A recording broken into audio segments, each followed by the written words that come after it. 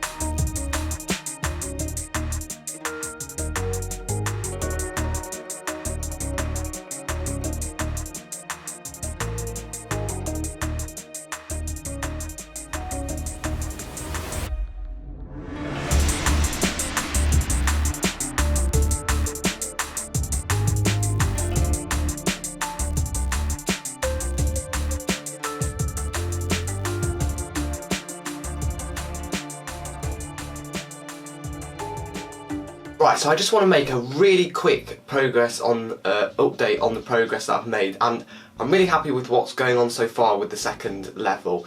Now, something that I mentioned at the end of the last update is that I made a bricklink order because I was running low on some of the light bluish grey parts. Now, I did make two of them from two different sellers. One of them has arrived, and I've actually already started using up some of the pieces from that bricklink. Now, I like to try and build from parts that I have in my inventory and not rely on making bricklink orders for really specific things, especially once I've already started. But I'm thinking there are some certain details that I want to do and some certain aspects I really want to include that is going to need me to order bricklinks just to fill in some little gaps. Now, I'm planning on doing that at the end, I think, which I'm hoping to do, so some bits will be left unfinished, and then I'll come back at the end, make that bricklink, and then fill in all those gaps that I don't have the parts for at the moment. But I just need those light bluish grey parts right now because you won't be able to get access if I use a different colour at the moment. Now, by the end of this update, I'm hoping to have most of the middle section finished. Obviously, it won't be fully detailed as I'll come back and do that at the end, but at least I want to have most of the main structures in place. So we'll see how much I can get done in this update. So without further ado, it's time to get back to building.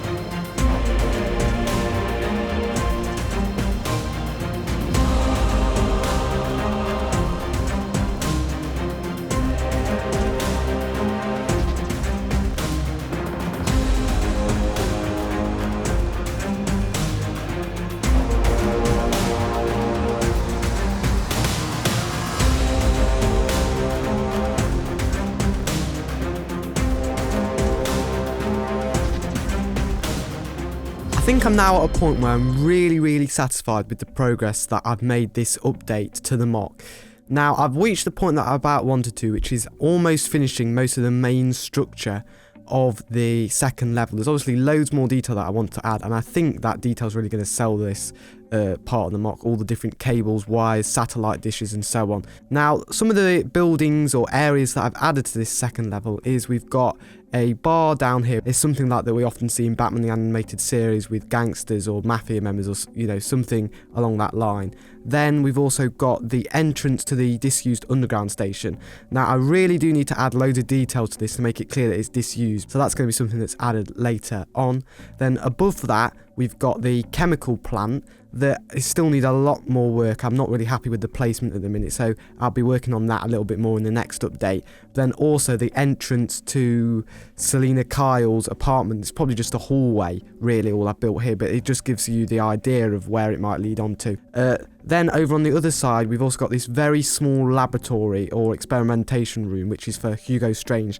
Now, it is really compact, but I've spoken previously that the scale of this MOC is going to be quite compressed with the buildings, just so I can pack as much detail into it as possible and make it feel really, really busy. Then this section under Hugo Strange's laboratory is going to be some sort of street food cellar or a little cafe or something like that, and that's obviously not established at the minute, so loads of details will be needed added to make that clear.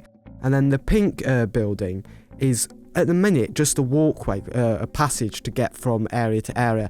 I may try and add something there so it's not just a walkway, but at the minute I don't think there's even going to be very much access to it, so it may just be a structural part of the MOC, unfortunately. Then next to that, this red structure is with the train track, is actually going to be a lift to get from this middle section up to the top level. Now, I'm slightly concerned I may not have enough track, but that'll be something I'll have to worry about in future updates.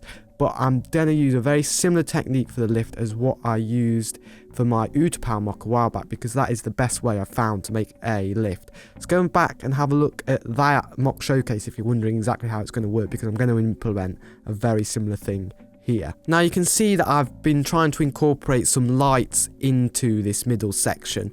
Now, there are going to be quite a few more once it's finished, but at the moment you can see they are quite effective. Now, I think I'm going to add some transparent pieces over it just to change the colour of the light, because at the moment it's all this sort of blue colour, and that's good for some areas but isn't ideal for others, so that is something that I'll change further down the line. Right, so at the end of the last update, I did mention that I'm going to be answering a question from that video in the next update. Now, the question I've chosen to answer is from the Hunger Games trilogy, who asks, are you going to do this based on the TV show or the comics?